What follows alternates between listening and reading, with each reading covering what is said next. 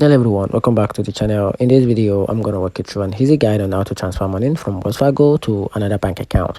So to get started with the guide, so if you're on the Fargo for mobile, open the app on your phone and log into your account. From there, tap transfer and pay from the bottom menu.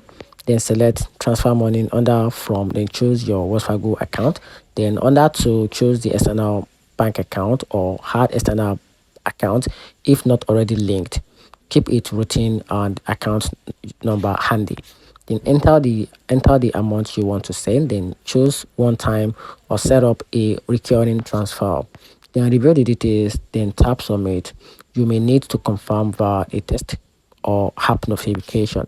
Then if you're on the Fargo for website, log into your account, over or click on transfer and pay, then select transfer money. Then in the transfer from, pick your Fargo account as the source. Then in the to field, select your external account or add a new one. Then enter the transfer amount, the date, and choose one time or recurring. Then review all the information, then click submit, and that's it. Find a video helpful. If you did, turn on the notification button and subscribe for more. Thanks.